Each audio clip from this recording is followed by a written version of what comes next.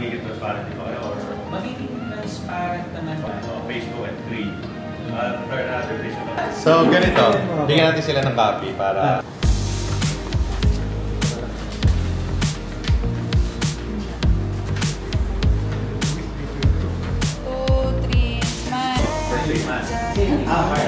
She kicks so much. Parang doing her little dancey dance. Robert. Cabinet. Ano? Yeah, for the pool. Basic. Officially, CR na for exteriors.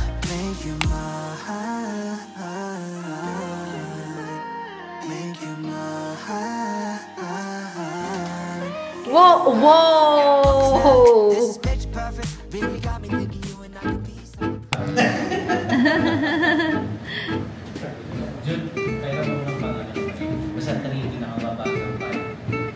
Alam niyo yung challenge ko dito? Kami. Hindi naman talaga. Kahit kami. Nakikisali. Hindi ko naman bahay. Sila. Hindi naman ka namin eh. Hindi na naman determine kung talaga. Kasi minsan, hindi naman sa sinasabi. Oo, hindi naman. Pero sa kasi sa manaway, syempre. Pwede kong sabihin na wala. Wala. Speak na mag-sabi ko. Shall. Yung susunod. Ayan. Kasi maganda naman siya. Makakababaran na ba? Kasi baka kasi, syempre at least. Oo, kasi pwede kong i-deny. Oo, kasi nagkasate rin ako. Yan, kaya. Yun. We're using the aircon. Oo, kasi Kasi phase 1. Yung first phase mo, first 3 months. March. Pwede na. Oo, kaya ano ko din. Kaya tingnan din natin. Sa first 3 months, hindi pa naman. Pwede natin gawin ang extension ng month. So, provide pa rin ng another. Kung ito nilitin, tapos, pero after 1 month, papalit na natin. Kakapit na lahat, boss? So, ganito. Bigyan natin sila ng copy para i-explain ko sa inyo. Isa-isahin ko lang. So, even ito yung ano, Nicole, baka pwede mo.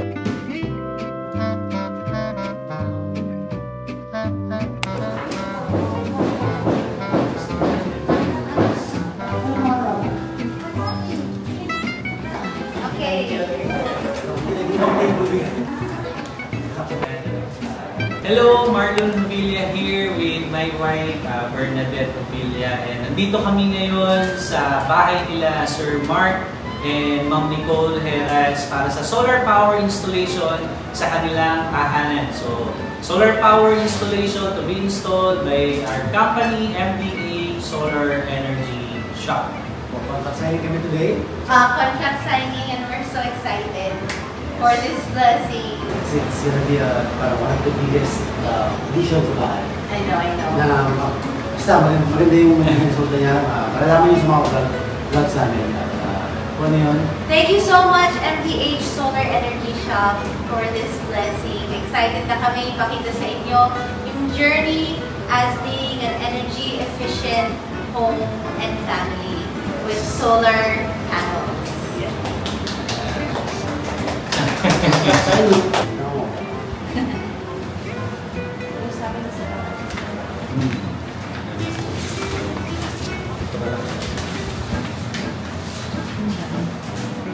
Then yung ID talaga. Yung ID. Kahit isa lang sir. Actually, Bernadette, sign mo pala lahat. Lahat po. Sabay Bernadette.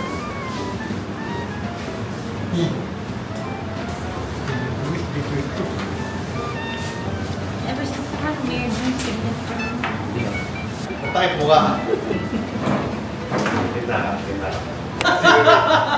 Welcome to MDH TV. Second. Alright. Thank you, ma'am. 1, 2, 3, smile. I got this, my mommy got this sa yung mga nagtitindas, naglalakad-lakad sa harap. May suki na kami of fruits and vegetables where you don't have to walk na sa palengke. This baby has been craving fruits. Gusto niya ng fruits. Lalo ng mangga. Because whenever I eat mango, she kicks so much. She's very active. Parang doing her little dancey dance. We're test driving our huge aircon. Thank you so much, Everest Appliances, for our aircon. This is a floor type aircon and it's really strong. 27 yata siya ngayon or 28 and lamig na ako. It's nice kasi umaabot siya sa buong ground floor. Hindi na kailangan i-on yung aircon sa salas, pati dito sa kwarto na guest room na aircon, hindi mo na kailangan i-on yung dalawang yon. Kasi ito palang abot na abot niya. Hanggang doon, mararamdaman mo yung lamig at only 28 degrees. So, thank you so much, Everest. Our visitors just left. Thank you, Lord, for this wonderful blessing. We are officially gonna be a solar panel household. Thank you so much, JD, for this wonderful hookup. We made new friends in the solar industry. And finally, magkakaroon na rin kami ng solar panels. Matagal na namin plinano. Actually, pangarap ko magkaroon ng mga solar panels because I know how much you can save energy and obviously save kuryente para bumaba yung Meralco bill. Taas talaga ng kuryente, tumataas talaga siya dahil super init. Mga aircon, electric fan, mahirap nang mahilo, mahirap na ma-heat stroke, mahirap na ma-atake sa puso. On nyo lang yung aircon, di nyo na kaya, bahala na yung bill na yan. But here's the thing, nung ginagawa namin yung bahay, nasa plano ko talaga na sana, minamanifest ko na, pinipray ko na kay Lord na sana magkaroon kami ng solar somehow. And pinahanda ko talaga yun sa engineer contractor namin. Yung bubong namin, naka-ready siya for solars, even the electrics here, the walls and our exteriors, nakaabang na yung mga pwedeng ilagay na solar equipment, solar panels, everything. And luckily, our prayers have been answered. We have finally been granted a solar panel system where we can save tons of electricity. Lalo na we have a pool, lalo na lahat ng sulog dito ng bahay namin, may mga aircon, may mga aquarium si Mark. We're really relying on so much electricity na anything to bring down that electric bill, we will grab agad-agad. Malaking bagay yung makakatipid ka sa kuryente mo. Yun ang pinakamataas sa amin, yung kuryente. Even when we were living in Mommy's house, mas mataas talaga lagi ang kuryente bill kaysa sa tubig bill. Updates, guys! I want to show you some updates. Si Mark nasa taas, nag-TikTok, but he'll be here. Hold on. Chi! Yan kasi! 7 pizzas pa naman ang kinain niya. The goal is we're finally gonna stay here na sa bahay starting Sunday. Or Saturday, wala ka. Pwede, pag Friday, dito ako magagaling ba? Yeah. Dapat kaya mo din this week na, dapat makalipad ba? So guys, so yeah. Sa table. Itsitsura mo. Sa table and part drawer. Cabinet. Ay, Diyos ko.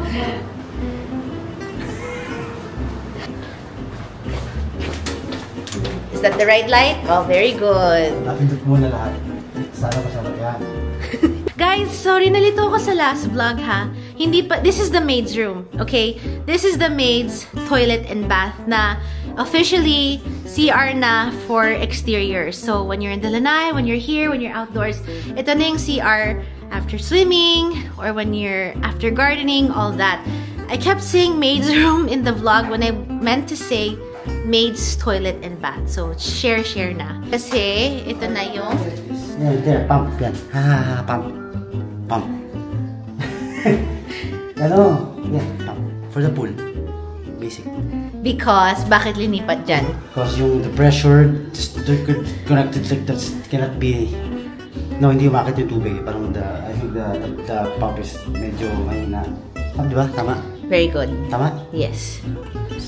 Yes. I know this. Wait, this is gonna be storage also. We're gonna put like, yung mga shelves to put dito na yung taguan ng chlorine, mga gamit. Gamot?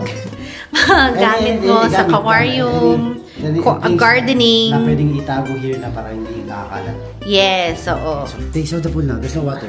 It's clean na though, look guys. There's no episode. So this is a very unique fan.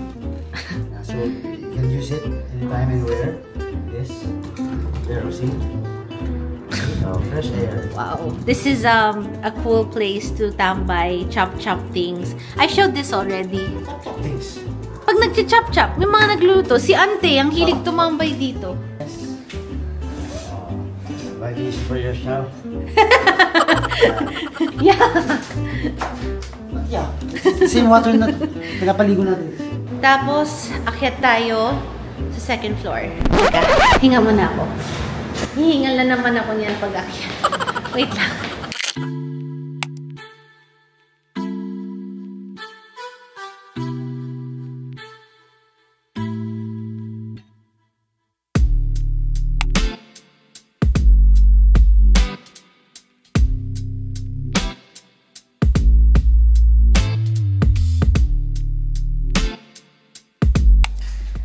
Oh yeah, kulang pa, no?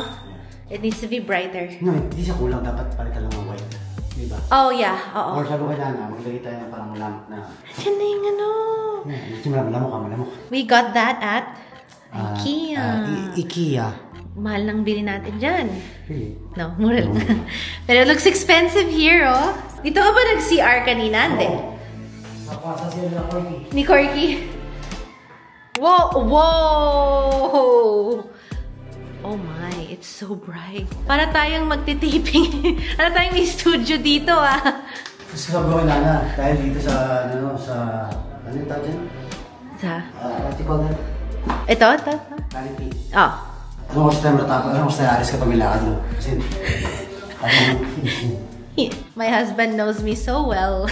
sabi niya na, parang it's kind of tight daw yung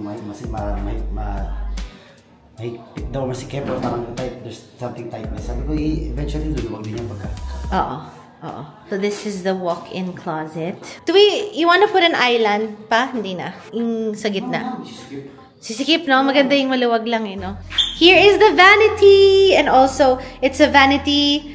Maglalagay pa ng mirror dyan. Then I'm also gonna edit here. It's like an office and vanity table. Basically, this is ours. No, it's not!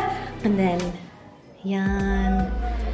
It's practically done. And then, kulang na lang yung konting lights namin. And we're gonna change the bathroom lights. Ayaw ni Mark. Masyadong madilim pa. He wants it brighter. Pero this is bright.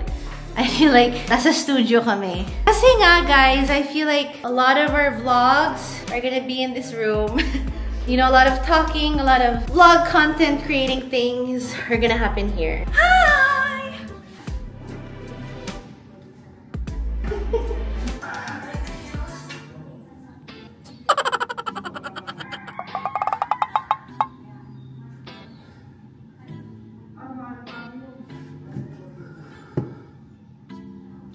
So, bye guys! Sige ba ako ba naggumawa nito? and with the help of... But we need an aircon here, no? Oh. What do you think? Aircon dito? Pero may basically kailangan dito rin. No, it's hot!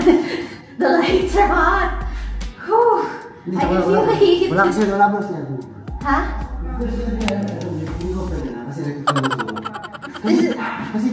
kasi pagka aircon na dyan, bukas yan. Napapaset.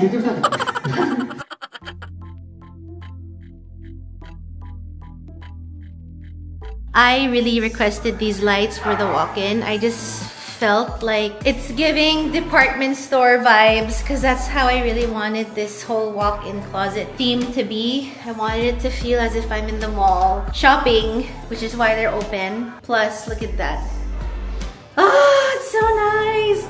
Kulang pa nga eh. Hindi pa nga talaga tapos. And then, yun nga, yung sa CR, we're gonna change this because it's still a little too dark for our liking para sa CR.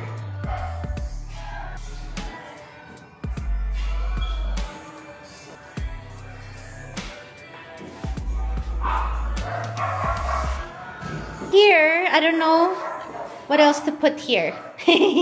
Hindi ko pa alam kung anong ilalagay dito and here. Kasi pwede pa talaga. I was thinking benches. Gusto ko lagyan ng upuan or bench. Sabi rin ni Mark, pwede rin extra island space. Pero yung nagagalaw, I don't know. We'll figure it out later on pa.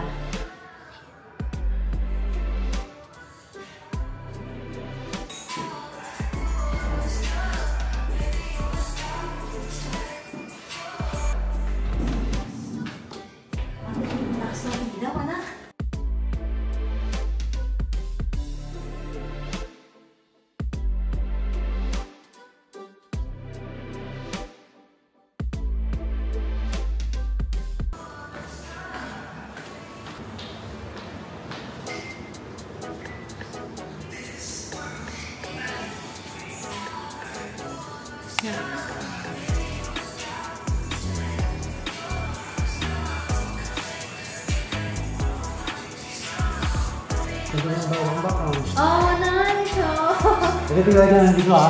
Ganda yan ah. Ha? Wala. It's just empty. Guys, here's our TV cabinets. Sila Mang Boy din yan.